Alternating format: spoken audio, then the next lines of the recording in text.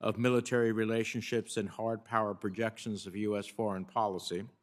However, U.S. security assistance and cooperation are critical tools of broader foreign policy.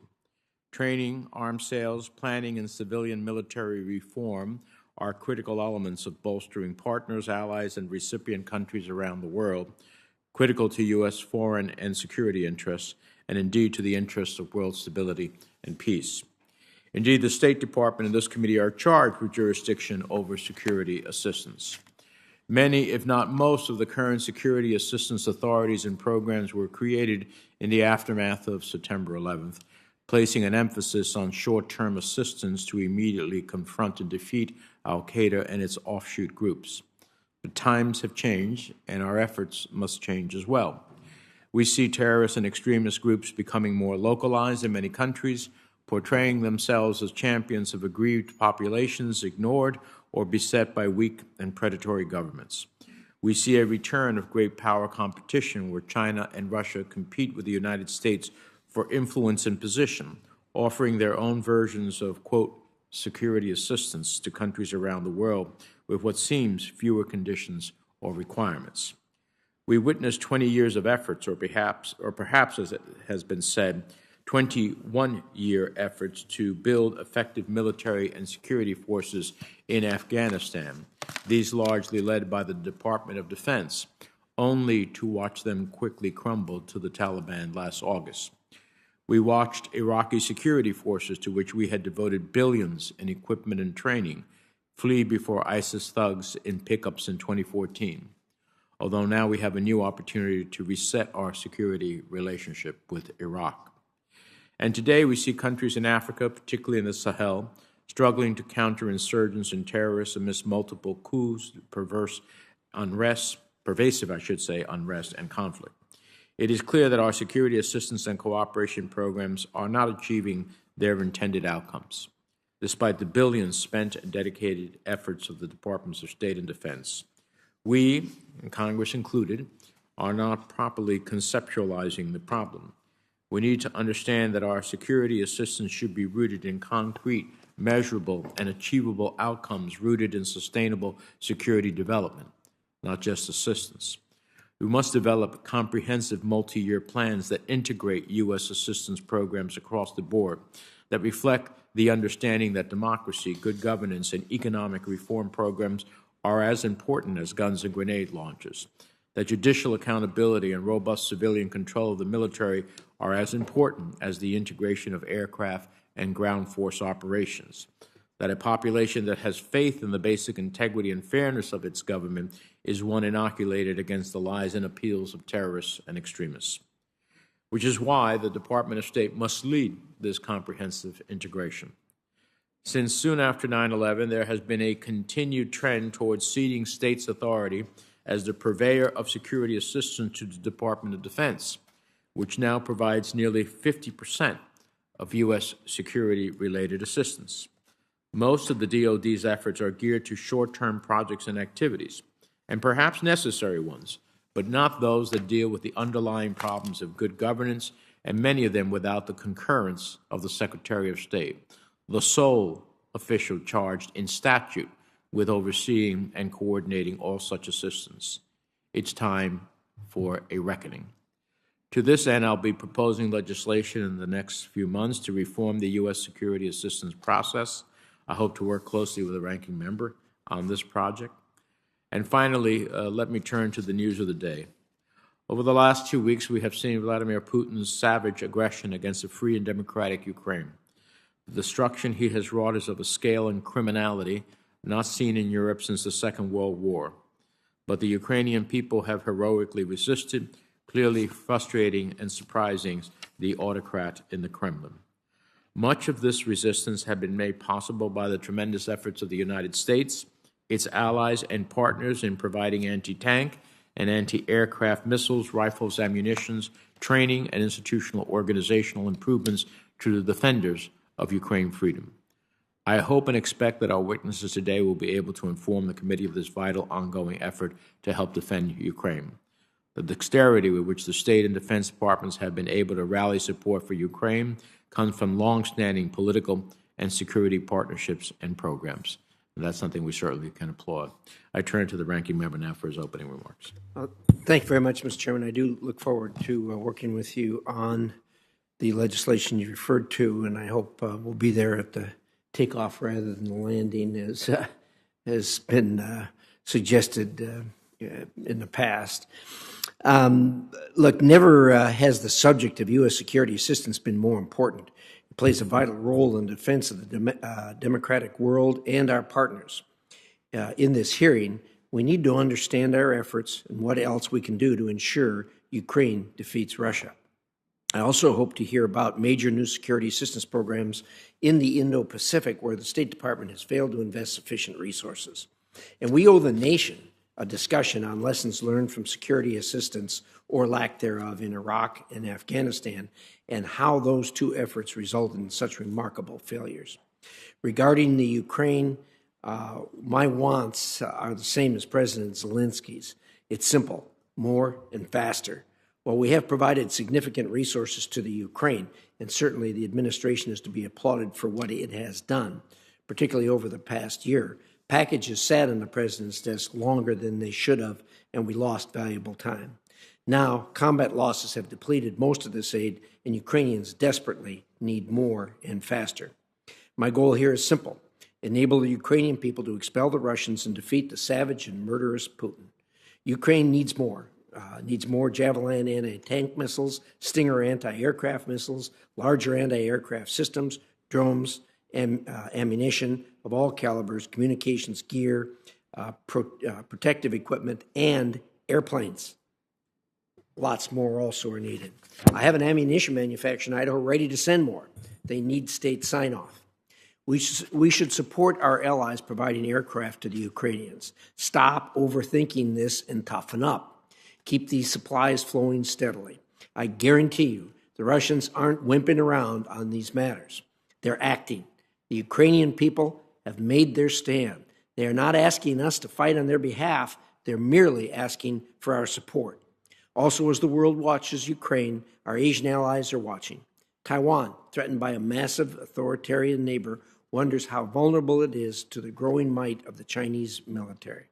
I hope the fierce resistance of the Ukrainians inspires Taiwan and casts doubt within the Chinese military on its prospects of successful aggression. To ensure the Chinese Communist Party knows it cannot succeed, we should be doing now for Taiwan what we should have done years ago for Ukraine. We should support investment in Taiwan's defense and help reform its planning and organization, which are needed.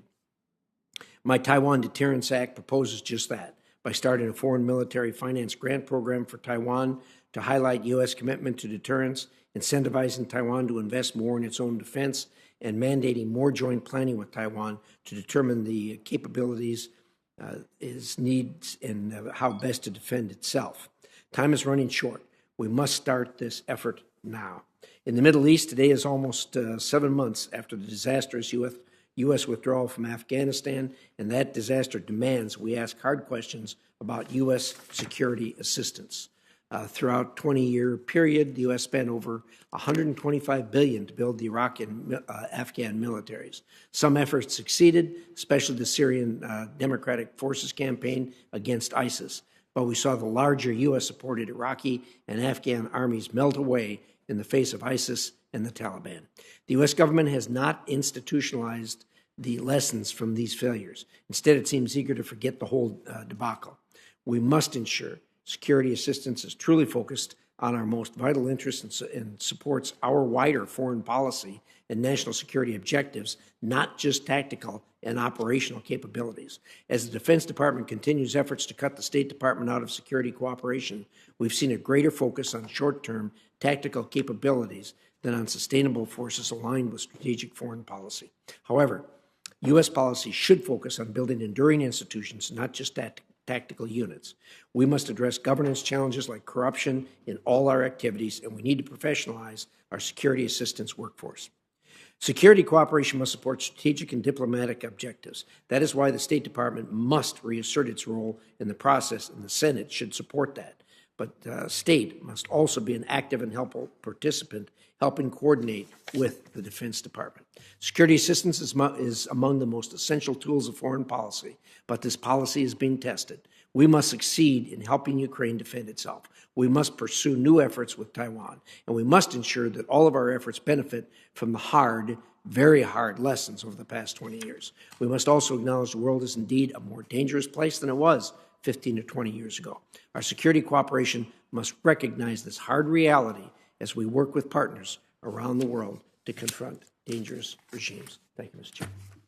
Thank you, Senator Risch. Let's turn to our witnesses. It's now my privilege to welcome back to the committee Assistant Secretary for the Bureau of Political Military Affairs, Jessica Lewis. There are few people better positioned to engage with Congress on United States security assistance programs than Assistant Secretary Lewis, following her nearly 2 decades working on foreign policy issues in Congress. Prior to assuming her role as Assistant Secretary, she served here at the committee as the Democratic Staff Director for 5 years, and from 2007 to 2014, Assistant Secretary Lewis was the National Security Advisor and Foreign Policy Advisor, and then Senior National Security Advisor to Senate Majority and Minority Leader Harry Reid. So we welcome you back. We also welcome Assistant Secretary of Defense for Strategy, Plans, and Capabilities, Dr. Mara Carlin. Assistant Secretary Carlin is now working for her 6th Secretary of Defense, where she has advised the Department on policies spanning strategic planning, defense policy, and budgeting, future conflicts, and regional security affairs. Assistant Secretary Carlin previously performed the duties of Deputy Undersecretary of Defense for Policy from August of 2021 to February of 2022, and prior to that served as the Acting Assistant Secretary of Defense for International Security Affairs. So welcome to you both. We'll start the testimony. We'd ask you to summarize in about 5 minutes or so the committee can engage in a conversation with you, and we'll recognize you, Secretary Lewis, to start off. Thank you. Good morning, Chairman Menendez, Ranking Member Risch, and distinguished members of the committee. It's an honor to appear before you, and it is great to see all the familiar faces I worked with for so many years. I am pleased to be here to discuss United States security sector assistance with Dr. Marla Carlin, Assistant Secretary of Defense. And I agree with both the chairman and the ranking member. Never has it been more important to discuss security assistance, and we do need a new path forward. Security cooperation, including security sector assistance, is an instrument of foreign policy. It is an integral component of our national security strategy that enables foreign partners to join us in advancing global security.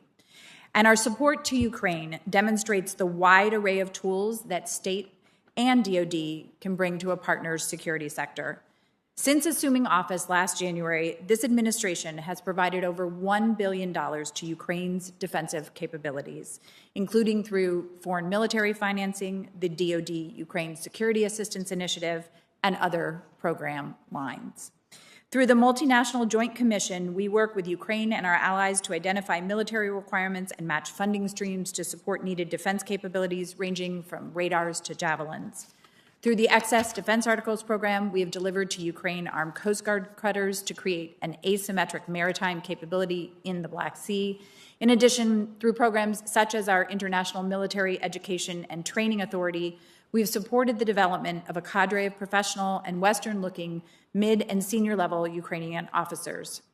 And through a series of exercises, DoD has strengthened the interoperability of our forces and Ukraine's tactical and operational capabilities.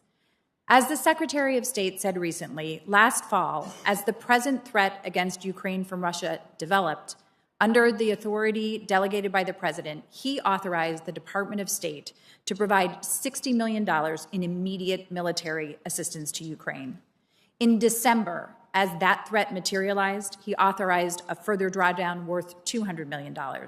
Then, as Ukraine took up arms with courage to fend off Russia's brutal and unprovoked assault, he authorized an unprecedented third presidential drawdown of up to $300 million, the largest in history, for immediate support to Ukraine's defense. At the same time, we continue to expeditiously process and approve requests for deliveries of U.S. origin military equipment to Ukraine from allies and partners through our third-party transfer authority. Considering the strategic environment and the existing architecture of security cooperation and assistance together, I also see several opportunities for Congress to help address the security challenges we are currently facing and apply valuable lessons learned.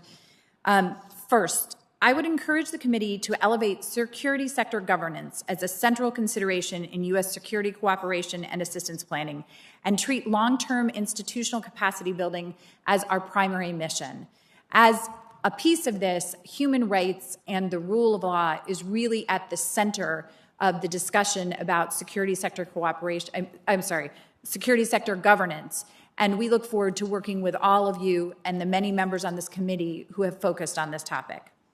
Second, states' authorities require more flexibility. If we are to effectively address emerging crises and opportunities in today's geopolitical environment, greater flexibility is needed on several fronts. Greater flexibility for FMF and PKO funding would allow the department to be more responsive and, in certain circumstances, result in cost saving. I would also encourage the appropriation of funds on a more regional or functional basis. Third, because there is no freestanding acquisition system for FMS, we encourage Congress to work with our DoD colleagues to seek efficiencies and make reforms to the federal acquisition process.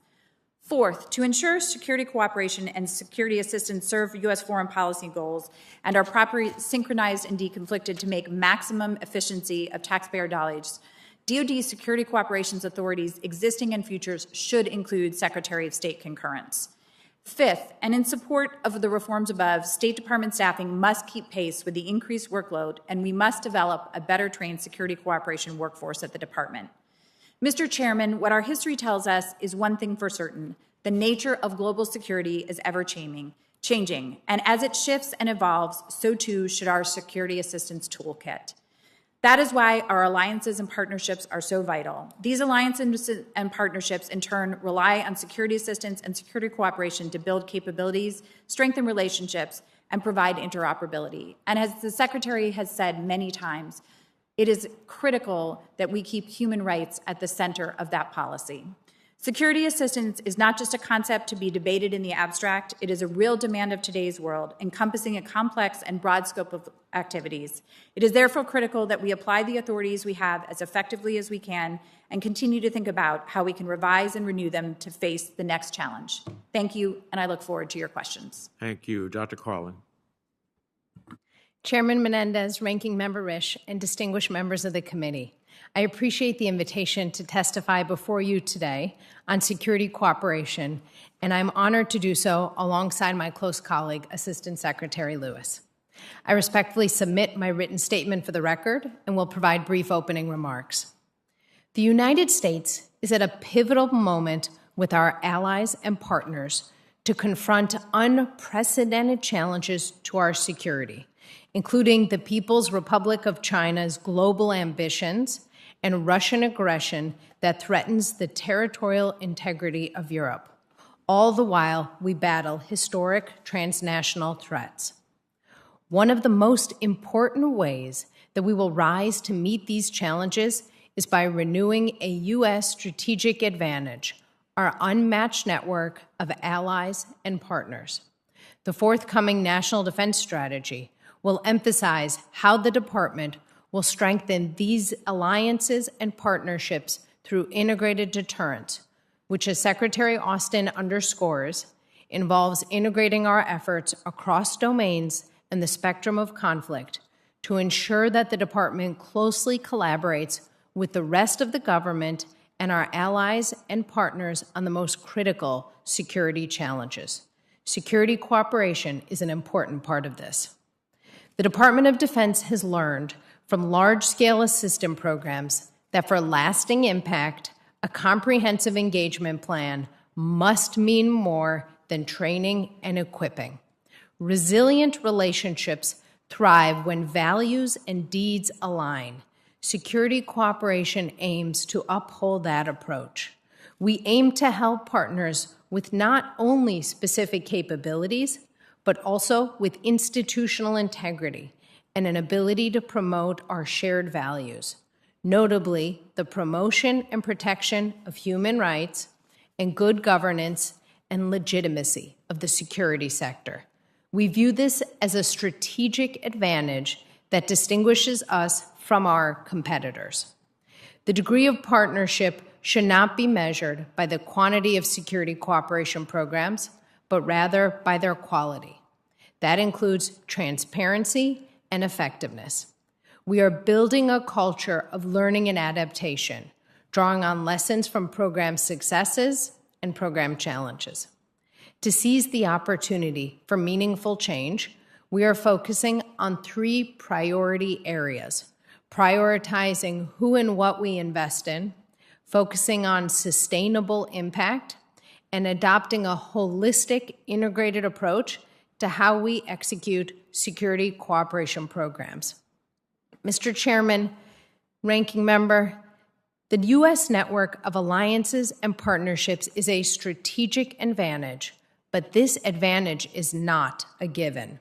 It requires active involvement by the entire U.S. government and listening to partners' concerns and contexts, and taking a thoughtful and deliberate approach to how we employ our resources to meet our priorities.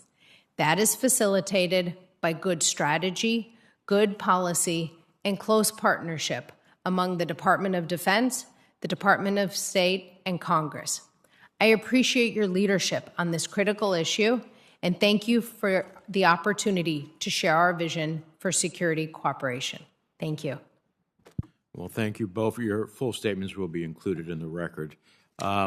So we'll start around at 5 minutes. Let me first start off, before I get to broader policy questions here. There is a bipartisan support for providing Ukraine with fighter jets of neighboring countries that they would know how to fly and engage in. And I understand that the Polish decision may have complicated how we achieve that. But what is our present status in terms of exploring potential paths to providing fighter jets to Ukraine? Thank you, Senator. And I know that this is something that's very much on the committee's minds. Secretary Blinken actually addressed this yesterday, and I'll comment and then happy to turn it over to Dr. Carlin as well. Look, we understand, first of all, when it comes to the planes, that it's up to any country. It's a sovereign decision about the transfer of the planes. And as you noted, that there were some complexities with the plan that was provided. And we heard yesterday from the Department of Defense on that particular proposal. At this point, we are consulting very closely with Poland and our other NATO allies on the best way forward. We are working hard on this, and as that consultation develops, we will stay in close touch with you and the committee to make sure that you have the information. The time is of the essence. The Ukrainians are getting bombarded, and they do not have, as least as their country's leaders suggest and assert, that they do not have the wherewithal to compete in the sky. And so I understand why NATO and the United States are not engaged in a no-fly zone that has potential direct conflict with Russia, but I don't understand why we are not working expeditiously to facilitate planes to Ukraine. Go ahead. Thank you for raising this issue, Senator. And looking holistically, of course, I would just cite the tremendous statement by Assistant Secretary Lewis in her opening remarks about the unprecedented level of support to Ukraine. It has been extraordinary. I'm talking about planes. I have no doubt that we have been giving enormous assistance to Ukraine. We're going to vote hopefully today and continuing to do that. I'm talking specifically about planes. Absolutely, Senator. Thank you for that. We're really focusing in particular on what we see as them needing most: anti-armor and air defense capabilities. Ukraine's Air Force does have several squadrons of mission-capable aircraft in this contested airspace. But what we are seeing is that they really need greater air defense. And frankly, as we and our allies and partners are rushing this assistance to them, we are seeing the operational impact of it on the battlefield every single day. So you're saying they don't need airplanes? What I am saying, sir, is that we are trying to provide everything we can that really helps them with air defense, and we don't see significant effectiveness tied to those airplanes specifically. Well, if we're giving them air defense other than airplanes, we better give it to them soon. The horrific pictures yesterday, or today's news, about the bombing of a maternity hospital. If we cannot be moved by that, I don't know what we can be moved by. So I'm not going to belabor the point except to say either we're going to get them some air defense systems that they can protect themselves with, or we need to engage with them in terms of the jet question. Let me turn to some broader questions. Secretary Lewis, recognizing you've been on the job for less than 6 months, but also recognizing that you were sitting on this side of the dais before that, do you believe that states' role in setting bilateral security assistance policies diminished over the last several years? Well, Senator, I certainly agree that there has been a shift over a number of years in terms of particularly on security assistance from the State Department to the Defense Department. And, okay, so that's a diplomatic way of saying yes. So to what extent is this a problem for U.S. foreign policy? What reforms, you mentioned some reforms, but should be done to strengthen state security assistance programs? Well, I think first, and one of the things I did mention, is making sure that the State Department has concurrence on the Defense Department programs that overlap with us, which we do in a number of areas, but not 100%. And we are working on that issue. I think the second piece is looking at creating more flexibility in the State Department funding so that we can have State Department be ready to respond. There is more flexibility in the Defense Department funding, and so that enables them sometimes to move more quickly. So I think those would be the top of my list in terms of two changes to make immediately. Dr. Carlin, do you agree that DoD security assistance and cooperation programs unavoidably involve the foreign relations of the United States? Mr. Chairman, I do believe that security assistance, to be effective, has to absolutely fall under the rubric of our foreign policy interests. So, based upon that, shouldn't the Secretary of State have concurrence authority over all DoD foreign security assistance and cooperation activities to fulfill his statutory responsibility to oversee and coordinate all U.S. foreign policy activities? Thank you for raising this issue, Mr. Chairman. The State Department and Department of Defense staff work very closely to collaborate on all of these programs. Yeah, okay, that's a non-answer. The reality is that there's one person statutorily who has the responsibility for this assistance in terms of foreign policy as the Secretary of State. The Defense Department, over years and administrations, has taken more and more of this responsibility without the statutory responsibility of the Secretary being engaged. And I expect the State Department to get what it is rightfully responsible for. I don't care what type of brotherhood or sisterhood exists between the two departments. You need to meet your statutory responsibility. And that's what the committee is going to continue to pursue. Finally, I know that, as you may know, I have long been concerned about the circumstances under which we provide U.S. assistance to Azerbaijan. A report that I commissioned under the GAO was released last week that found that over several years, the State Department and DoD failed to meet statutory reporting requirements to Congress on the impact of U.S. assistance and on the military balance between Armenia and Azerbaijan. This is deeply concerning, as Azerbaijan's actions in the Nagorno-Karabakh region have led to the deaths of more than 6,000 people, extracted a steep toll on Armenians, uprooting them from thousands from their homes. Are you familiar with the report's findings, Secretary Lewis, and do you commit to review states' compliance with the 907 waiver requirements for providing assistance to Azerbaijan? Yes, Senator, I am familiar, and yes, I commit to do that. And I'm aware that the GAO report raised concerns about providing additional information related to those waivers, and we will it's a priority for me to look into that and ensure that we provide the information required. And it's a priority for me to conduct the oversight and make sure this happens. I don't want to see this anymore. It's really, I shouldn't have had to commission a report to get what we all know, that there has been a failure to justify this assistance. Senator Risch. Yeah, thank you, Mr. Chairman. Look, I am going to belabor the point on airplanes some. I don't usually feel comfortable in speaking for the Republican caucus, but I am this time, and that is we are unanimous that this needs to be done. I watched Tony the other night, who I consider a friend, try to explain why we're not giving them airplanes. That doesn't wash. The people on the ground are saying they need airplanes. To have people here in D.C. saying, well, this is going to be a problem or that's going to be a problem. Give them the airplanes. You know, I mean, we really, really need to do that. If it turns out they can't use them, then so be it. But I'd hate to be in a position where we have things that they can defend themselves with and we won't give them to them. In addition to that, you really also need to focus on the intermediate missiles. You know, you got a spectrum there with the Stingers being at the low end and the Patriots being at the large end, but there's a half a dozen systems in between that they could really, really use to defend the skies. So my plea would be get at it. We need to help these people, and not tomorrow, but today this stuff needs to start moving. So I don't know what juice you have up there to push this thing along, but I'm telling you, this is it's an embarrassment to be here and be in a position where we can give them something to defend themselves with, and not being able to do it.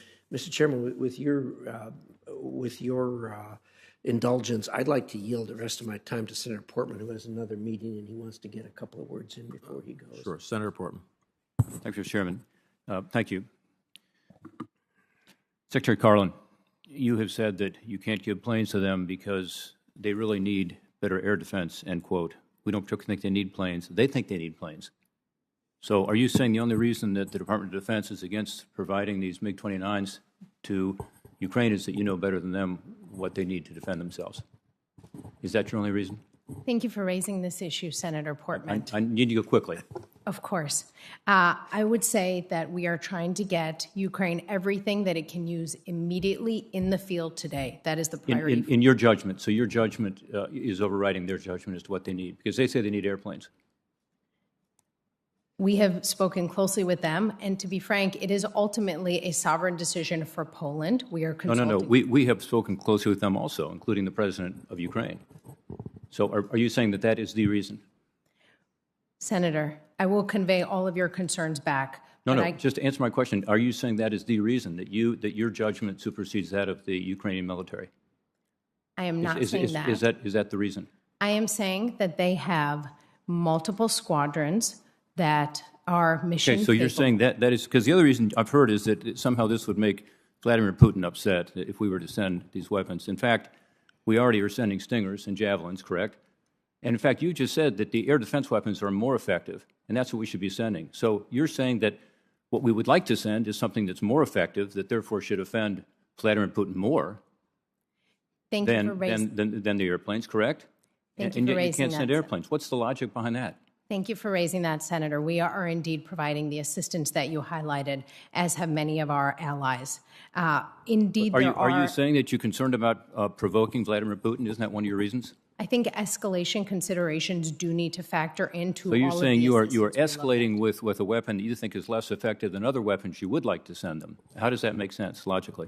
Our intelligence community has looked at this issue. I am more than willing to discuss it further in a classified session, but I do believe Well, we that don't need a classified session. Here we are. You're saying the two reasons we're now learning is, one, that your judgment is superseding that of the Ukrainian military, and two, you think that it's somehow more provocative, even though you are saying that you should be sending them and want to send them something you think is more effective in the field, that by definition would be something the Russians would be more concerned about, correct? We are giving them capabilities that they are using immediately. We are looking very closely at escalation. They would use this equipment immediately. Their pilots are ready to go. They're repairing airfields to be able to use it. They're willing to take off from highways. I mean, they want this right away. And again, I go back to what the chairman and ranking member said about the situation. It is dire. We don't have time here. I mean, the maternity hospital you raised is an example that this is a deliberate bombing of a maternity hospital. We know that because Lavrov responded by saying, yeah, sometimes they had militia there. And the bigger context is here, this is an ally of ours. This is a sovereign country. So it's okay for us to have Russia go in and bomb people and take all kinds of weapons in, but it's somehow not appropriate for us to help facilitate what Poland wants to do, and hopefully other countries as well. Thank you, Mr. Chairman. I appreciate it. And to my colleague, Senator Risch, thank you for indulging me with giving me some of your time. Senator Shaheen. Thank you, Mr. Chairman. And I appreciate that this is not a decision that is being made at the level that either of you are operating. But I just want to weigh in with all of my colleagues. There is bipartisan support to provide these planes. It is disappointing to see the reluctance on the part of the administration, and it's coming across as indecision and bickering among members of the administration, which is not helpful to the cause and not helpful to the administration. So I hope you will share that with those you report to and get us a better answer. I mean, if there is a good answer for why we're not doing this, we all can understand that. But we haven't gotten a good answer to the question. I want to go on to another issue. And thank you, Secretary Lewis, for your testimony today and for working with our office to address an issue that we have, a private company has, to try and get answers on a commercial sale. I know you're working hard to help us get that resolved, and I really appreciate that. I want to talk a little bit about the Women, Peace, and Security law that we have in New Hampshire or in Congress and in the United States, because I think it is important as we think about how we address conflicts, whether it's in Ukraine, Afghanistan, around the world. And I know that there are different levels of implementation of the law, so I wonder if each of you could address where you think your department is with respect to that implementation and how you see it working. Senator Sheen, first of all, I really want to thank you for your leadership on this issue. It truly is inspirational to all of us. And I am always happy to work with your office to try to resolve any pending issues before the Bureau of Political Military Affairs. And I know we talked about this a little bit in my nomination hearing. I want to highlight three pieces of work that we've worked on specifically under the Bureau of Political and Military Affairs. So first of all, let me start talking about the Global Peace Operations Initiative. We call it GPOI. It's the world's largest peace operations capacity building program, and we have partnered with more than 50 countries that work with the UN and the African Union peacekeepers to support women's participation and leadership in peace operations, to train women peacekeepers, and to integrate gender-related topics focused on gender and women's participation in peace operations. I'm also going to mention something that sounds mundane but is incredibly important. Although through GPOI, PM continues to work to remove barriers to women's participation in training through gender-inclusive facility upgrades, including accommodations, bathrooms, and showers at partners' peace operations training centers. These are the kinds of things that can keep women from being able to participate. And can I just interrupt you for a minute? Of course. Because I think one of the things that is missed sometimes is why this is important, both for security. So do you want to speak to that? Absolutely. If we don't have women who are 50% of the population participating on security-related issues, then we miss a whole host of important issues. Women understand what's going on in their communities. They understand, particularly in peacekeeping operations, how to help keep people safe, including women and children. And they bring a unique lens and vision to security-related issues. And if we don't have women at the table, often we miss key things that make differences, like, again, as we're looking at peacekeeping operations, making sure that women's rights are respected. So this isn't just important to women, this is important to the whole community. And I only got a few seconds left. So, Dr. Carlin, I wonder if you could speak to what DOD is doing in this area. Thank you for raising this issue, Senator, especially serendipitously during the week of International Women's Day.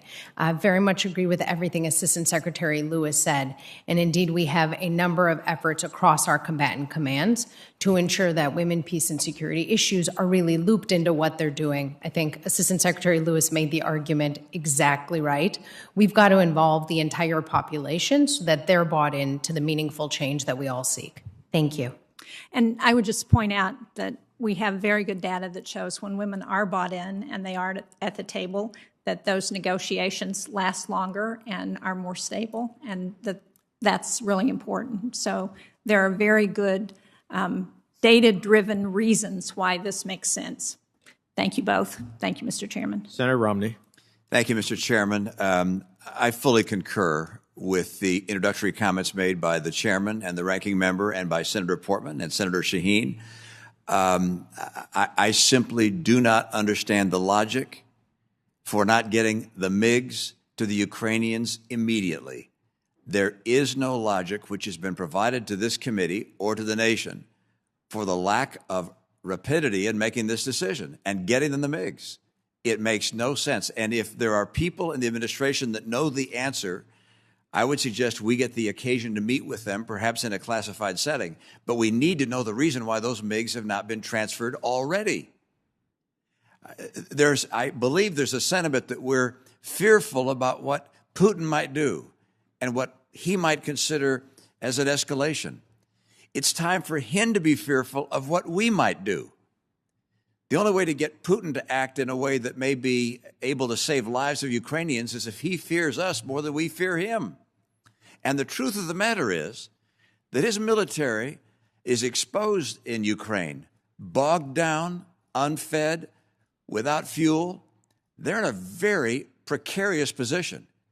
He's got to think about what happens if he provokes us, because they could be obliterated by the forces of NATO. So I would suggest that the continued, we've had this discussion now day after day after day of people from the State Department like yourselves saying, we're talking, we're considering. This is war. People are dying. We need to get this aircraft immediately to the people of Ukraine.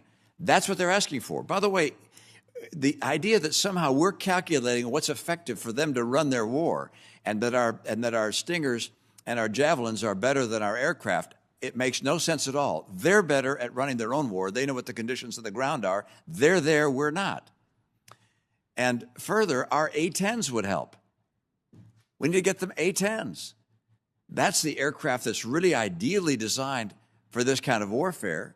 Why are we dithering on that as well? This makes no sense to me at all. And I would respectfully request that as you return to the State Department, you indicate to them that we, this committee, deserve a response. Because as Senator Shaheen has said, our caucuses, both sides of the aisle, are united on this. Get them the aircraft. Now, I would also note that I would anticipate that there are going to be some adjustments in our military strategy with regards to Moldova, Georgia, the Balkans. What changes do you see with regards to arms and support going to other nations that Putin has his eyes on? Because it's now very clear, I think, to the entire world that this is a person who is trying to reestablish the old, if you will, boundaries of the Soviet Union and bring more and more nations under his control. And that's unacceptable. What's happened in Ukraine could spread to other places. What do we do militarily to prepare them for, or to make them less vulnerable to his attack? Senator Romney, thank you for that question and for your leadership on this issue. We have been thinking through exactly this question that you're raising, which is how to make sure the eastern flank is shored up. One of the things I know is that in the CR that I think is moving quickly, there's about another $200 million in presidential drawdown authority. And then I think when the final appropriations passes, another significant, potentially billions. But and we want to. These are small numbers, very small numbers for helping these nations defend themselves. I think the good news is there are bigger numbers in the appropriations bill, the Omni. So I know there's over $3 billion there in presidential drawdown assistance and another $500 million in foreign military funds. And we can use those funds as well for the Eastern Flank countries. We have already started working on exactly what their needs are to make sure that they are shored up. And I think lessons learned from this conflict will apply in terms of both training and the type of equipment they need. Thank you, Mr. Chairman. Thank you. I did read somewhere that I don't know if it's Moldova not looking for arms, and we need to have a discussion with them as to what they think they need or not. But I agree with the senator. Who's next? Senator Van Hollen. Thank you, Mr. Chairman. Thank both of you for your testimony today. Assistant Secretary Carlin, you've written a book on the challenges of building militaries in fragile states. I chair the Africa subcommittee, and perhaps there's no other area where those challenges are greater, especially with respect to the Sahel region, which has seen 7 successful or attempted coups in just the last 18 months. And that's despite influx of U.S. security assistance funds. In fact, military officers alleged to have received U.S. funded training have been implicated in several of these coups. Now, I'm historically and still a supporter of the IMET program, but if you look at the sort of oversight on some of these countries and IMET programs over the years, you find big shortcomings. Back in 2011, a GAO report found that civil-military relations was identified as a priority for IMET training in only 1/3 of the most repressive African states. And more recently, in 2019, a GAO report found, quote, DOD does not systematically track human rights training, including civil-military relations, and as a result, GAO could not fully report on this in 2019. So my question is pretty simple. You would agree that it's not a good idea for the United States to be providing training to people who then turn around and use that training to engage in military coups, right? Senator, I very much share your concern about the examples that you raised, and indeed, our training emphasizes the need for the appropriate role of the military in society. And when these sorts of events do occur, as you know, we immediately consult with our colleagues at the State Department to pause and assess. So what have you done since 2019 specifically to both provide greater reporting that indicates it's a priority, and do you dispute the 2011 finding that it's not a priority in many of your programs? Senator, thank you for raising this issue. We have indeed focused in particular on lessons learned so that when these events happen, we can step back and try to figure out why did they occur, what do we need to do. What we have also seen with our IMET training, as you highlighted, is that it often leads to leaders of the military, say chiefs of defense or service chiefs. Indeed, I think there's more than 1,100 international PME alumni who've served. So, Madam Assistant Secretary, I'm not disputing the overall benefits of the IMET program. Back in the 1980s, I used to write justifications for the IMET program at the Defense, what was then the Defense Security Assistance Agency. So I'm not disputing the overall value of the program, but clearly a program that, at least as applied to countries in Africa, ends up training people who then engage in military coups. That cannot be defined as a success. So I'm going to ask you beyond this hearing to get back to us with specifically what additional measures you're taking to address the shortcomings that were identified in both the 2011 and 2019 GAO reports. Is that all right? Thank you, Senator. I would welcome doing so. And I would just say broadly, one of the things that has become clear to us is that we cannot take an Excel spreadsheet approach to how we do security cooperation. And I think the examples you're highlighting really exemplify that. I appreciate that. Now, the IMET program is subject to the Leahy Law disclosure and reporting requirements and human rights requirements. But we also provide forms of security assistance in an operational setting under Section 127E of Title 10. Would you agree that with respect to those engagements, we should also vet them to ensure that the participants have not engaged previously in gross violations of human rights. Thank you for raising this issue, Senator. Indeed, as you say, Leahy vetting is not required. However, there is a security vetting process that this does go through. So would you have any objection if we applied a Leahy law vetting requirement subject to a waiver? I would welcome working with my colleagues at the State Department to look at this issue. Okay, because we're working with some of our colleagues in the House right now and submitted an amendment to the last NDAA. It was not adopted, but I look forward to working with you and your colleagues at the State Department as well on this issue, because I think given the track record, especially in the Sahel, we have more questions than answers at this point. Thank you. Thank you, Mr. Chairman. Thank you. Senator Young. Thank you, Chairman. I've seen reports in the press that Putin's invasion of Ukraine has prompted a further delay in internal assessment of the much anticipated national security strategy and national defense strategy. Now, I recognize the realities of our current security environment, and I understand that those realities sometimes intervene in the policy planning process. But we cannot permit Vladimir Putin's reckless actions to undermine our long-term strategic imperatives in the Indo-Pacific. Ms. Carlin, as the official responsible for developing the NDS and matching ends with means, can you commit that changes to our strategy in Europe will not undermine both our commitments to Taiwan and our efforts to increase their resistance to the Chinese Communist Party's pressure, including their defensive military capabilities? Thank you very much for raising this issue, Senator. I can't speak to the national security strategy, but on the national defense strategy, I can assure you that we've been working very hard at it. And indeed, thanks to the tremendous work of the U.S. intelligence community, we have been all quite cognizant of Russia's aggression in Europe for months now, in fact. I can also assure you that, as Secretary Austin has said, China is the pacing challenge for the U.S. Department of Defense. We are, of course, accounting for Russian aggression as well. And finally, regarding support for Taiwan, it is absolutely a priority to ensure that Taiwan is getting the asymmetric capabilities that it needs, that is most appropriate for the challenge that it faces. Thank you.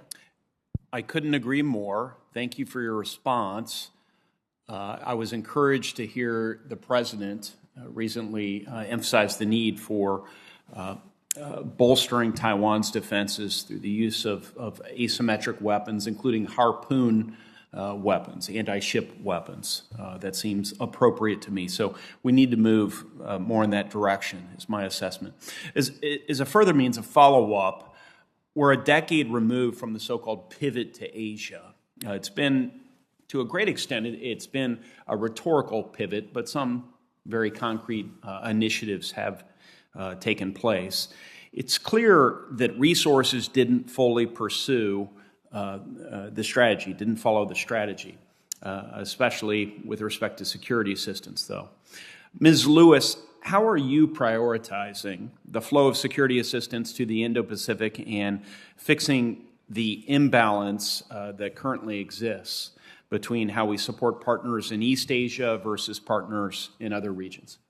Well, first of all, Senator Young, thank you for that question. And I do think, as you point out, that we really need to focus on our security assistance to the Indo-Pacific, to the region. Let me answer your question specifically. One of the challenges that we have, which I pointed out in my initial testimony, is I think it's 93% of our funding is actually earmarked in the FMF category, which gives us little flexibility to make those kinds of changes. So again, something we're happy to work with you on. What I would say is I look at this from, I want to highlight 3 different ways to look at this. One is Taiwan specifically. And I think, as you know, our support remains rock solid. We've provided $18 billion to Taiwan since 2017 in security assistance, and then an additional through commercial sales, we regulate commercial sales in my bureau, another $2.3 billion to Taiwan since 2017, and very focused on the asymmetric weapons you're talking about, which we can talk about in more detail. But I think we both have to focus on the Indo-Pacific, and the whole region, developing additional partnerships with Japan, who are purchased the F-35, the Philippines, Vietnam, also AUKUS.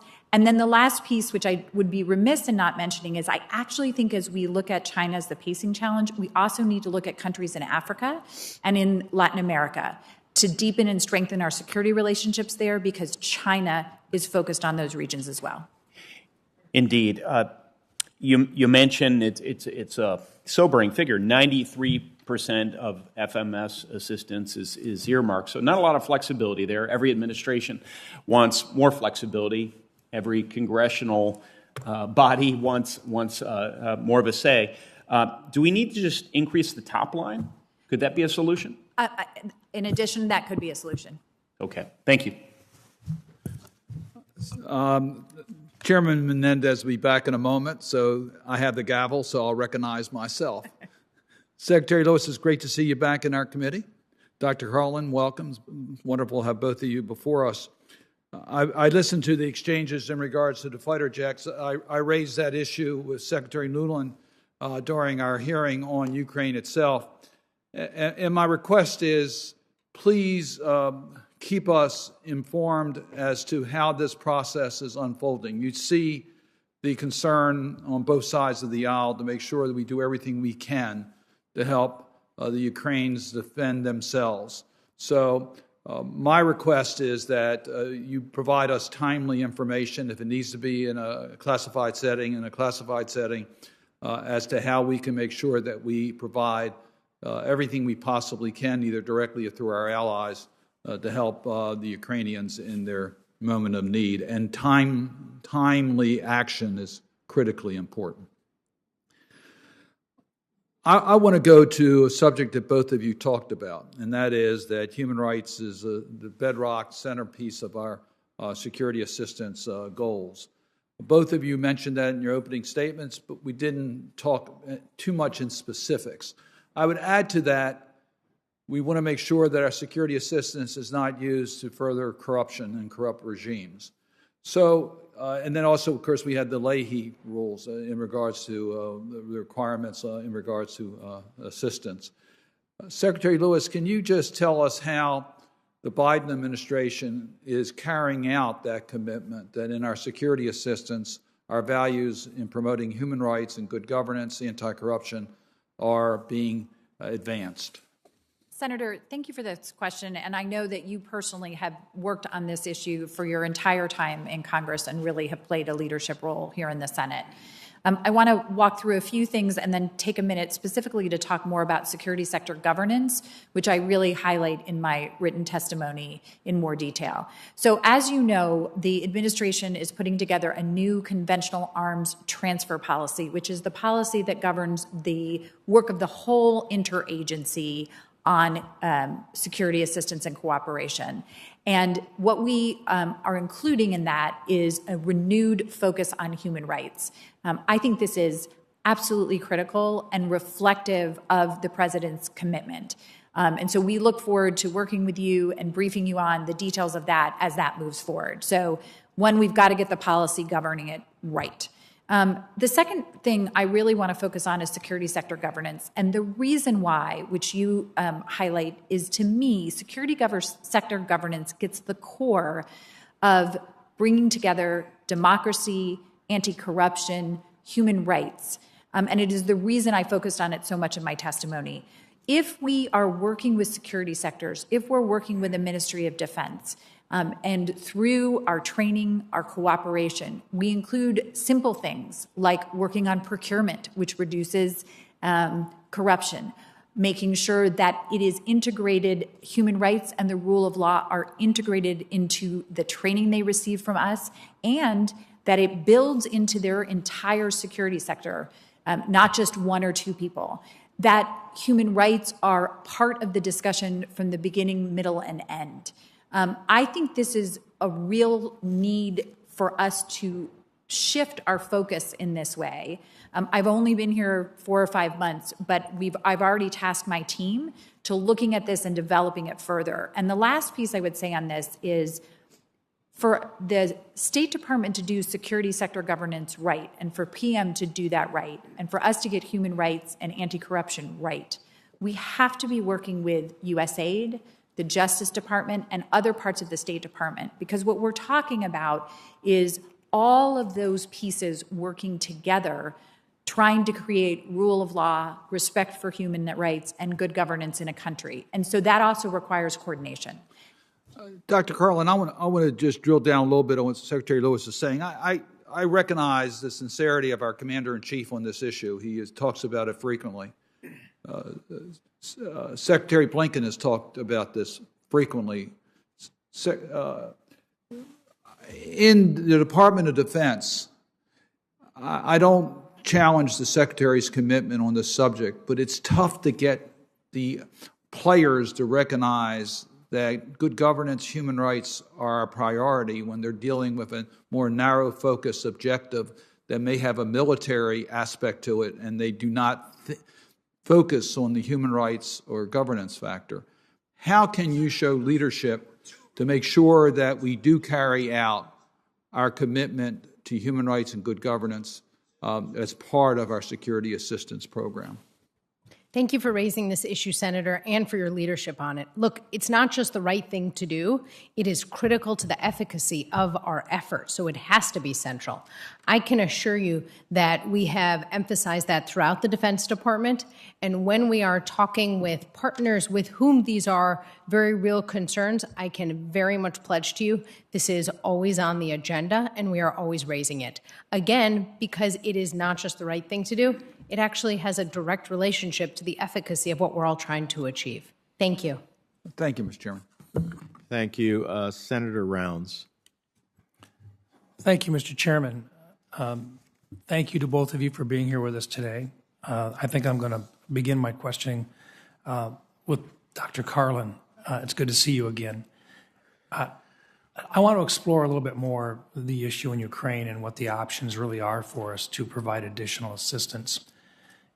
My concern is that I think there's a real desire on the part of a lot of the members here in Congress, me included, to provide as much additional assistance as possible to Ukraine. Clearly, the attacks on their country there is no reason for it. They are the innocent victim of an attack by Putin, who is clearly in the wrong. And the human atrocities that are there are something which the American people simply are frustrated with, angered by, and as usual, want to do something about.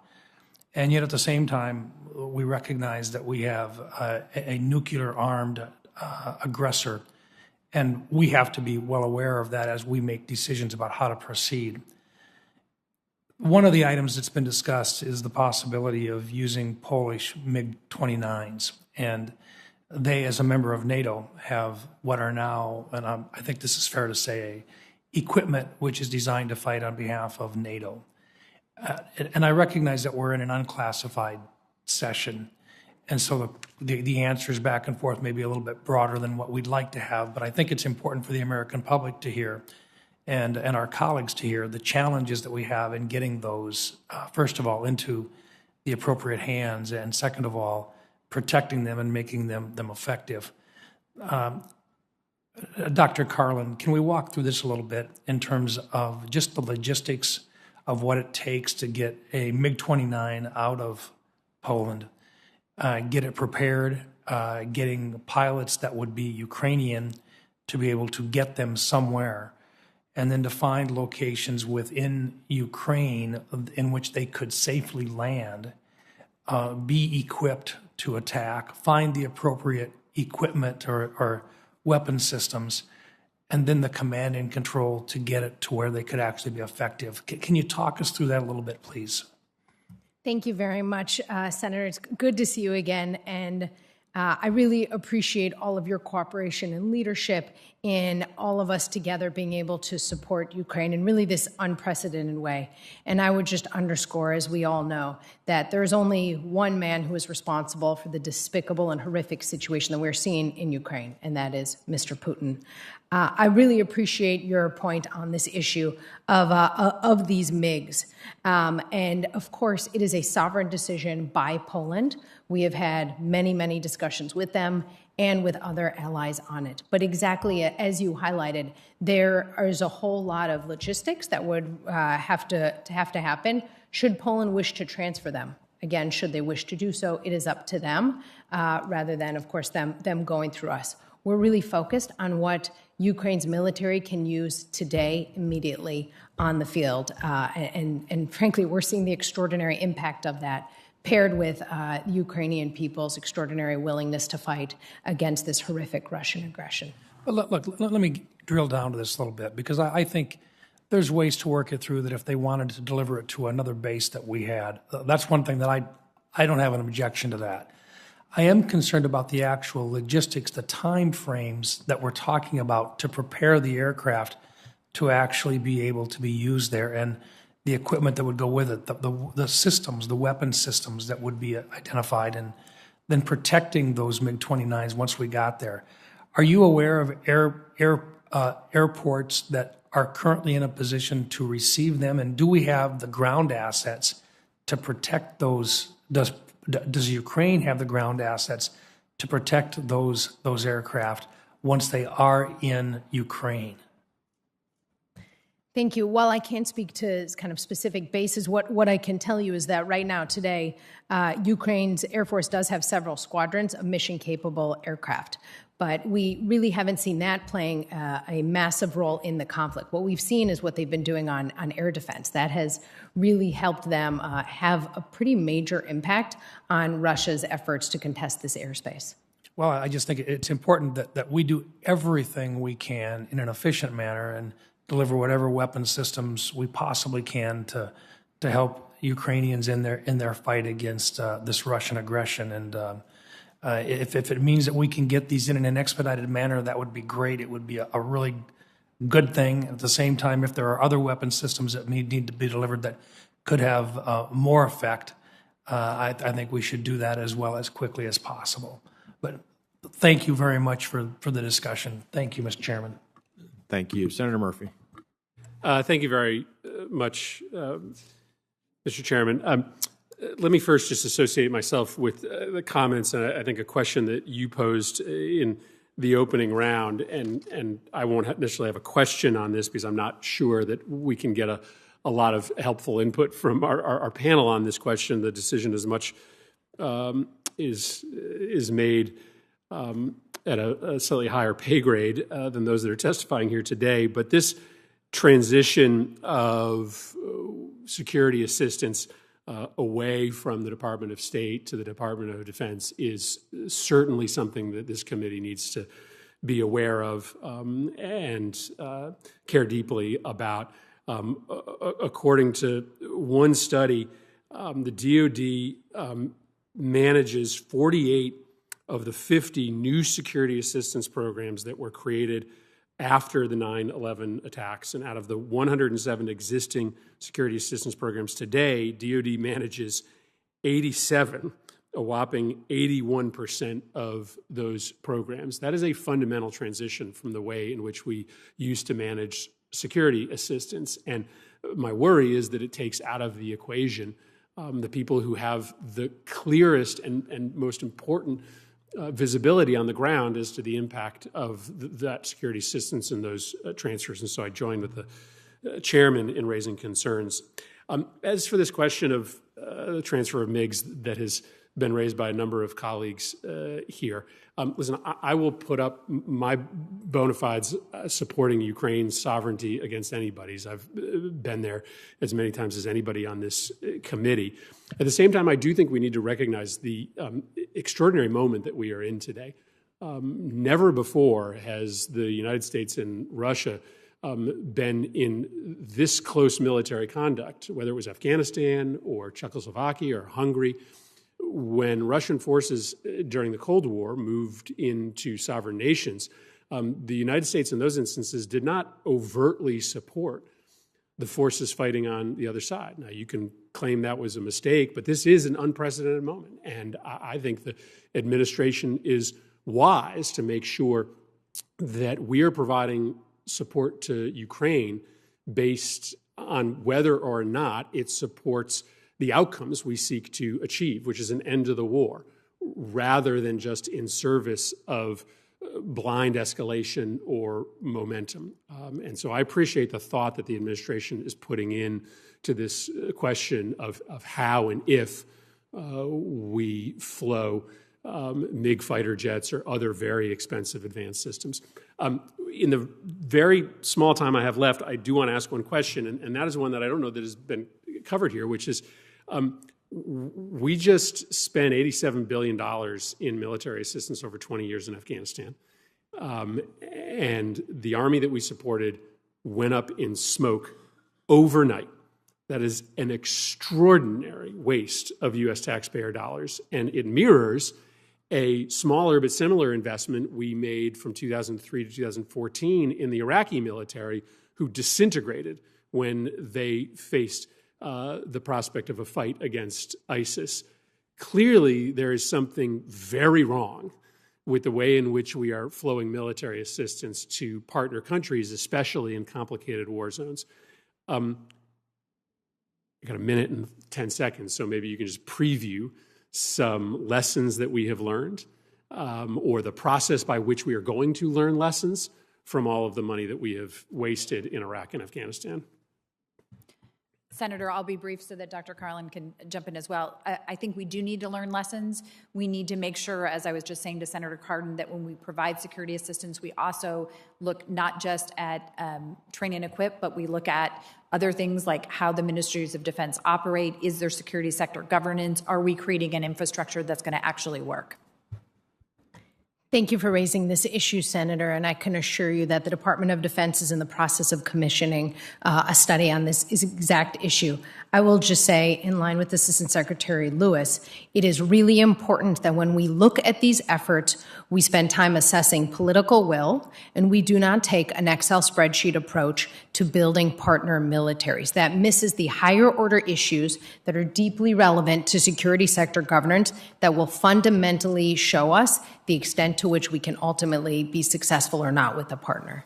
Thank you. In Iraq, last time I was there, we were spending 4 times as much money on security assistance as we were on non-security assistance. And what Afghanistan taught us, amongst many things, is that if you have a fundamentally corrupt government, then all the money you're flowing into the military is likely wasted in the end because that government can't stand, and thus the military can't stand. So it also speaks to the rebalancing the way in which we put money into conflict zones, to not think that military assistance alone does the job. You've got to be building sustainable governments that serve the public interests in order to make your security assistance matter and be effective. Thank you, Mr. Chairman. Thank you. Senator Hagerty. Thank you, Mr. Chairman. And Senator Murphy, I would like to follow up on the question you raised with Assistant Secretary Lewis. But before that, I would just like to reach out to Assistant Secretary Carlin to follow up on Senator Round's questions. And as I observed the situation with Poland's offer to transfer MiG-29s, initially Secretary Blinken green-lighted that. And then we saw the Department of Defense walk that back. My request of you would be that if there is new intelligence, if there's a new assessment, if you could arrange to work with this committee in the appropriate setting to share with us what's driving that decision. I understand there are a number of operational and logistical considerations that must be relevant, but I would appreciate your help in getting that information, again, in an appropriate setting to us, so I can understand how we could have such a difference of opinion occur, or a difference in direction, I should say, occur in such a short period. To Senator Murphy's point, Assistant Secretary Lewis, you and I have worked a great deal on this topic, and that's foreign military sales.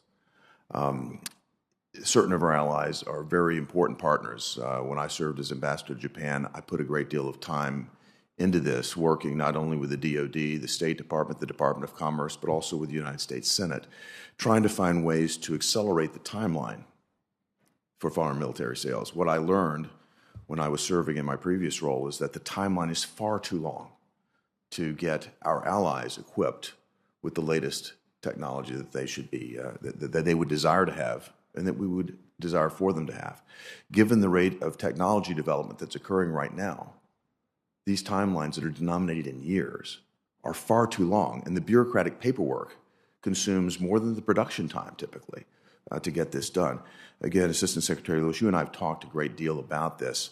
I would be very interested to have you highlight for us the major areas where you think we could work together to compress this timeline, to make ourselves more interoperable with our allies, to get more leverage out of our own investment in military defense technology, because our allies are going to be more interoperable and more capable if we can get this done faster.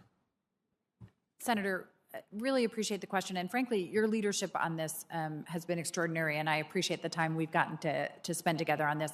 I'm going to tick through a few things and happy to discuss in more detail. We really learned some lessons from the work you did in Japan, frankly, which was, number one, we've got to make sure that our two systems are working together. And what we discovered in Japan and what we see in other places is sometimes we literally have things that sound mundane but really make big differences, different procurement timelines. We've got to get those lined up. The second thing we have to do is make sure that we have the security agreements in place so that when we're ready to move, things are ready to go. The third piece, which I think we're going to need to work on over time, is really looking at the timelines, both as things move through DoD. You know, there's a long timeline in sort of the upfront process. We've worked very hard to improve the timelines on our side, and I know often we are able to move things much more quickly depending on, you know, the system. And then finally, as you talked about, and we talked about previously, we're working with our companies who right now are facing there's some real production timeline challenges. Some of that is due to COVID. Some of that we need to continue to work with them on.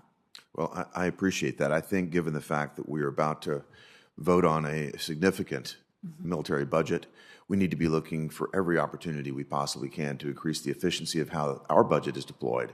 And again, opportunities to leverage our military expenditures with our allies so that they are as interoperable as they possibly can be, so that they have the latest technology that they're equipped to operate. I think that increases our broader footprint.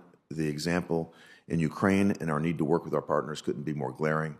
And I very much appreciate the effort that you and your team have put forward. Thank you very much, Assistant Secretary Lewis. Thank you, sir. Thank you, Mr. Chairman. Thank you. Is there any other?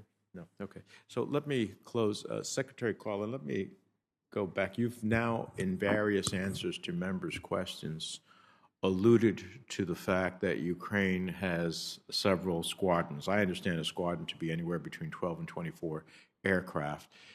So if there are several squadrons, are you suggesting that the Ukrainians have aircraft that they are not presently using?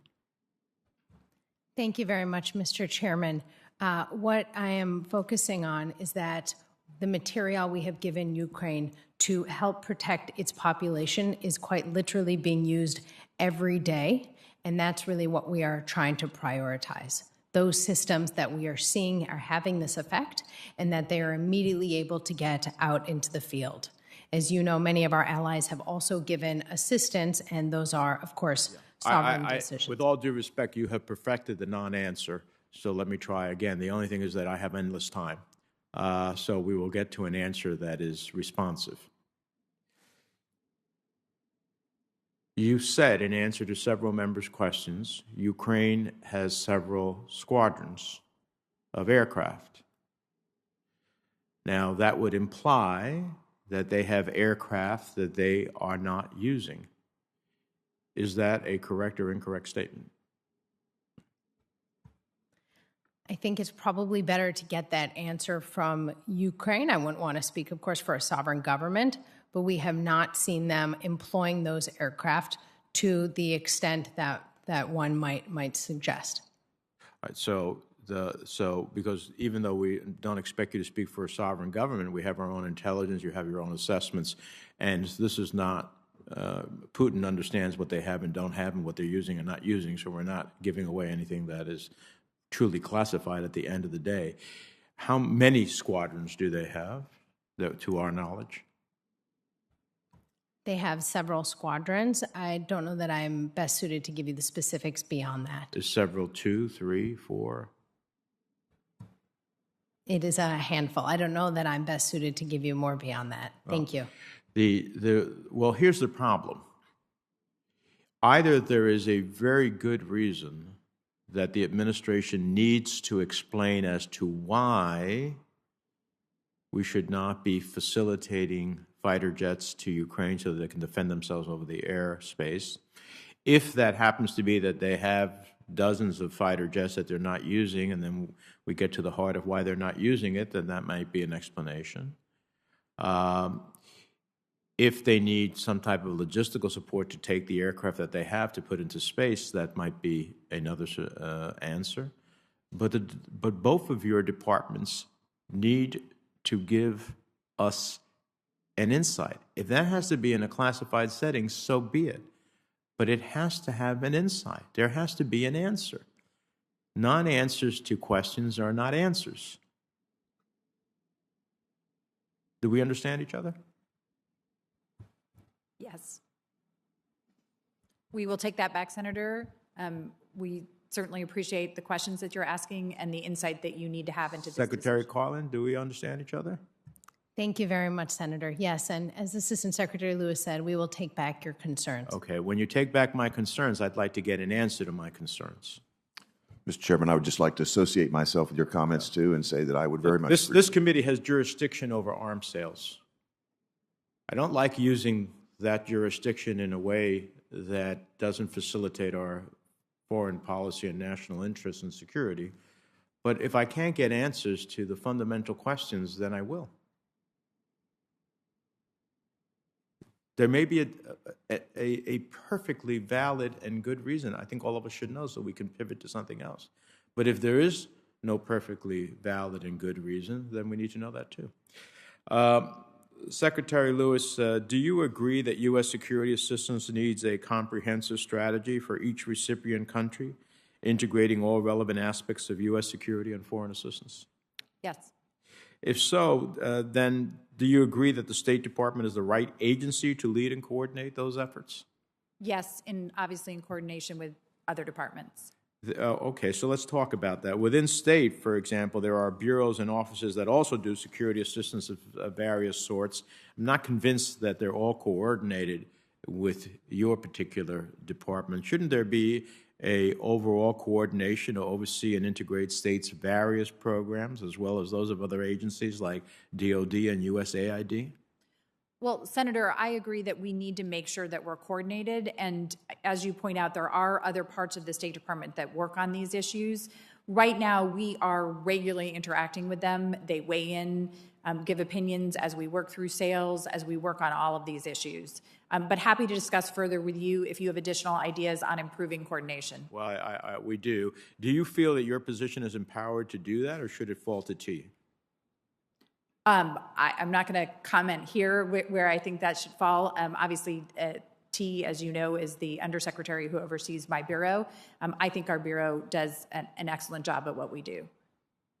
Okay, well, we're going to follow it up with you because we think that there's better coordination to be had. How is state and DOD's cooperation on DOD's Section 333 programs and other security assistance programs? I would say we have excellent coordination. We work really hand in glove with them. I would say that as we look at the increases in funding that are going to be coming, we need to make sure that we have a workforce that is large enough and trained enough to deal with these increases coming our way. Does state have the ability to veto or significantly alter DOD's assistance programs in planning or in implementation if it feels that significant foreign policy priorities are not being appropriately reflected? We do have that authority, yes. Let me clarify. Over some of the programs where we have concurrence, we have that authority. Yeah. Okay, you have authority. Do you have the ability? Yes. Yes. Okay. Let me ask one last round of questions on that are focused on human rights. A 2019 Government Accountability Office GAO report found shortcomings in tracking and evaluating human rights-related training for foreign security forces that are required under DoD's Section 333. Required. States, international military education and training, and other security assistance and security cooperation authorities. Some prior GAO reports have also found inconsistent implementation of required Leahy law human rights vetting process for security assistance recipients. How, if at all, have state and DoD improved implementation of these statutory requirements? I'm glad you raised this issue because this is one of the things that I've been focused on since arriving at the department. So we have worked to improve these processes. One of the ways, as I think you know, is we coordinate with the Bureau, the Bureau that also oversees human rights, to make sure that when we are supplying the security assistance that is provided, that has to be vetted under the Leahy law, that we are tracking, making sure we know if there are units that have issues, and making sure that the funding would not go to them. So I think we have seen improvements. There is always more to do, and I will continue to be focused on that. DoD? Thank you for raising this, Mr. Chairman. I would absolutely align myself with Assistant Secretary Lewis's comments. We are indeed making a lot of progress to ensure that we are tracking, and the moment that we see anything concerning, either with a unit or with an individual, we're immediately stepping back to try to understand what's happening and if we do need to ultimately pause or suspend such cooperation. Have you both evaluated the effectiveness of human rights training? That is something we're looking at right now. I think one of the things, to go back to my opening statement, I think human rights training is important in and of itself, but it also has to be broader than that, and that's why I'm focused on this question of security sector governance. It's not just about the training that we provide for individuals or individual units. It has to be part of the entire way the Ministry of Defense operates. Mr. Chairman, I would completely agree with Assistant Secretary Lewis's comments. It's not just that human rights, operating appropriately for a military in that vein is a nice to have. Frankly, it is directly related to that military's effectiveness. If a population can't trust its military to treat it appropriately, it's probably not going to feel comfortable with how its military is exerting its sovereignty over its territory. Thank you. All right. And then finally, my understanding from the testimony I heard here today, partly in response to answers, is that the United States and Taiwan, the United States believes that Taiwan should be focused on acquiring more asymmetric military capabilities to offset Chinese military superiority should it invade, rather than acquiring more conventional military weapons systems. Is that a correct statement? Senator, I'm very much glad you raised that issue. I think what the lessons learned, and we are continuing to learn from Ukraine, is exactly that.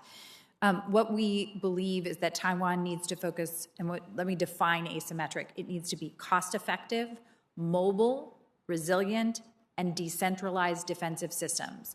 I think we've seen those used to great effect in Ukraine. We're looking at things like ISR systems, short-range air defense systems, naval sea mines, and coastal defense and cruise missiles. The other piece I would add to that is what we call reserve reform, which really what we've seen in Ukraine is the population has to be ready to fight. Obviously, we don't want there to be a conflict in Taiwan, but what they are doing is taking steps to address this issue. They've just created the establishment of an all-out defense mobilization organization, and they are working with our National Guard as they develop this program. So does the United States and Taiwan have a shared understanding and operational definition for asymmetric? We are working on that with them today. I think we have a much deeper understanding of that right now. Well, that's critical if we're going to have a combined understanding of what asymmetric means.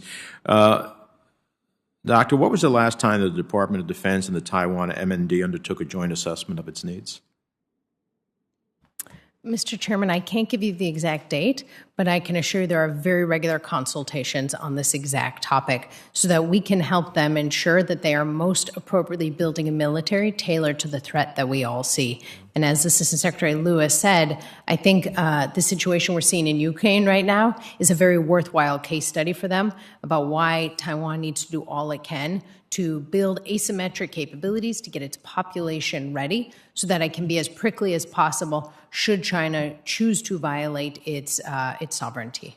Do you know whether any such meetings have taken place this year? Mr. Chairman, I can't speak to that. Would you respond to that for the record for me? I would be glad to. It's another part of our department, but I would be glad to get you that exact answer after this hearing. Thank you. And lastly, Secretary Lewis, the Safeguarding Human Rights in Arms Exporter or Safeguard Act that I introduced last year with a half dozen of my colleagues would update the Arms Export Control Act to ensure that human rights are given proper consideration in arms exports and that such exports are monitored to ensure they are not used for human rights abuses. Do you know the Department of State supports that objective? I think we definitely support the objective and happy to work with you as you continue to develop that legislation and the other legislation you're working on. Well, I would look forward to that opportunity. With that, and seeing no other members before the committee seeking recognition, this hearing's record will remain open until the close of business on Friday, March 11th. Please ensure that questions for the record are submitted no later than tomorrow. With the thanks of the committee for your service, Senator Hagerty. Mr. Chairman, just less than a minute, if I might add. To your point on Taiwan and Taiwan's military capabilities, particularly in the asymmetrical area, this is evolving rapidly. We're seeing with Ukraine the need and the desire to have our friends and allies equipped sooner than later. And as we see the threat continue to mount from China, I would encourage you to, again, put the notion of speed that we've talked about, Secretary Lewis, into your thought process, Dr. Carlin as well. We need to move quickly and not to be looking at this in hindsight, but to be prepared. So again, if we can include in our conversations moving forward, Assistant Secretary Lewis, how we will incorporate that, particularly with the focus on Taiwan, I would appreciate it. Thank you, Mr. Chairman. Thank you. With the thanks of the committee for your service and your testimony, and looking forward to the responses to some of those things, both for the record and otherwise, this hearing is adjourned.